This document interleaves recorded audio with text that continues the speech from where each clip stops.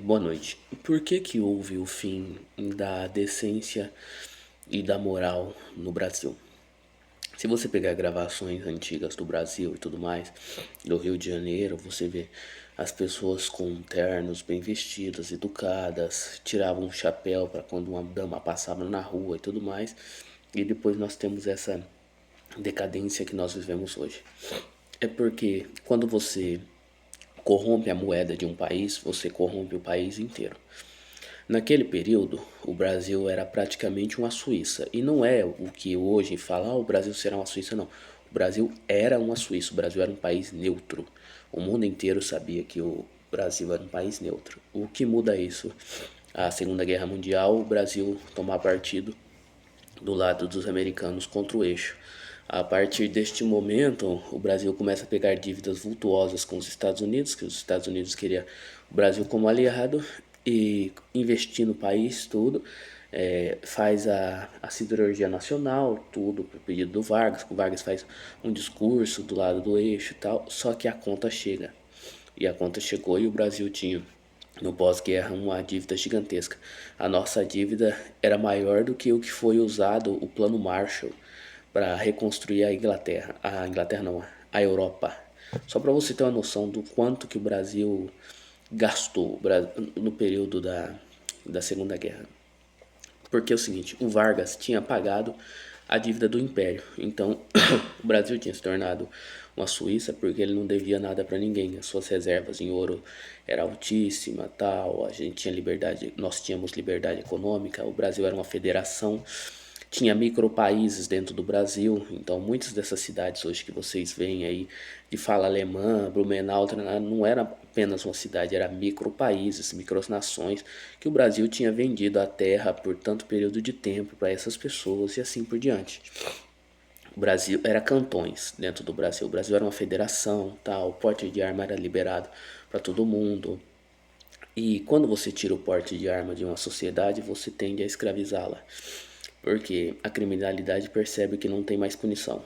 Quando tem arma, com todos têm arma, antes de roubar o cara pensa duas vezes, por exemplo, entrar no mercado, porque ele sabe que ali pode ter pessoas armadas, todos estão armados, então ele não vai roubar. Naquele período, roubos do Brasil era roubos a banco, a dirigências, quando um banco ia transferir um dinheiro de uma agência para outra, não tinha essa roubalheira que tem hoje, que boa parte também é fomentada pela mídia, porque é só no Rio de Janeiro, São Paulo e algumas metrópoles decadentes brasileiras. O restante do Brasil em si continua o modus operandi do Antigo Testamento. Roubou uma vez é preso, roubou duas vezes, desaparece, vira adubo. Isso continua vigente em todas as cidades brasileiras. É uma hipocrisia falar que não, mas é graças ao bom Deus, por isso que nós temos cidades tranquilas hoje em dia ainda. Há também acordos obscuros, tal, que mantém certas cidades de uma maneira, as cidades luzes e certas cidades de outra maneira, que não convém dizer aqui, porque seria a teoria da conspiração, não é mesmo? Que a verdade ela dói, então ela tem que ser motivo de chacota. Então o que aconteceu é o seguinte, quando você corrompe a moeda de um país, você corrompe uma nação. E naquele momento o Brasil tinha a grande é, migração de imigrantes, famílias que queriam ter famílias numerosas num país católico em si, assim por diante. Quando o Brasil corrompe a moeda e corrompe os valores e tudo mais com Getúlio Vargas, todo o problema que nós temos hoje, agradeçam ao Getúlio Vargas. Até o Juscelino Kubitschek que pegou aquela dívida vultuosa para construir Brasília não foi tão quanto o Getúlio, porque depois boa parte daquilo foi revertido para a construção da Aparecida do Norte, o novo norte do Brasil, e assim por diante. Então foi positivo. Apesar que hoje em dia você vai em Aparecida do Norte, a Basílica é belíssima e a cidade horrorosa. Parece uma pérola num monte de merda, porque a cidade é Aparecida horrorosa. Destruíram a cidade Aparecida com a arquitetura moderna. Esse construtivismo que... Mas a questão é o seguinte, quando nós destruímos a moeda de um país, nós destruímos uma nação. E aí a taxa de natalidade do Brasil, que sempre crescia exponencialmente, começou a cair, porque se você não tem mais o porquê poupar, você não tem o porquê mais se planejar. E o governo brasileiro percebeu que a mão de obra barata, vulgo escrava, estava acabando, E eles precisavam manter a máquina funcionando. A máquina que eu digo é a exploração dos parasitas do Estado, não é funcionários públicos, é os políticos brasileiros. Nós temos os melhores políticos que o dinheiro pode comprar. Para que o sistema brasileiro continue funcionando da maneira que é, você tem que pagar uma taxa que é comprar essas prostitutas, vulgo políticos brasileiros, e manter tudo da maneira que está. É o preço que nós temos que pagar, infelizmente. E aí a taxa de natalidade começou a cair. Então começaram a perceber que as pessoas mais pobres não continuavam tendo filhos.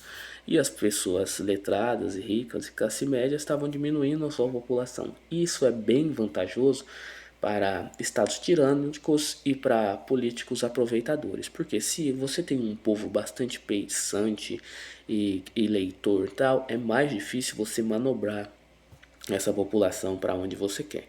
Agora, se você tem uma nação de imbecis e de crianças intelectuais, você faz com eles o que você quer. Você põe o círculo, põe um estádiozinho, uma Copa do Mundo, tal, e todo mundo esquece os problemas e fica feliz. E aí houve o incentivo dessas músicas que nós temos hoje, como funk e tudo mais, porque uma doutrinação silenciosa para introduzir na cabeça dessas pessoas que não são pensantes para fazer filho e assim por diante. Só que elas estão aumentando a pobreza de propósito no Brasil para que tenha uma mão de obra extremamente barata. Vulgo mantém a escravidão brasileira. Não, não sou de esquerda, sou católico, apostólico, romano, praticante. Mas a verdade tem que ser dita. Doa quem doer. E todas as vezes que o governo brasileiro depois tentou, já teve uma última tentativa em 2016, não acaba bem, acaba em impeachment, em revolução e assim por diante, e aí você tem que derrubar algumas cabeças para apaziguar todo mundo e voltar tudo como era antes. Então, nada do que foi será de novo do jeito que foi um dia, mas o Brasil é Plutiplatizum, não vai a lugar nenhum, entendeu? Ele vai e volta ao mesmo ponto. E é melhor que fique assim, porque toda revolução é satânica. O primeiro revolucionário caiu do céu. Tenha uma boa noite.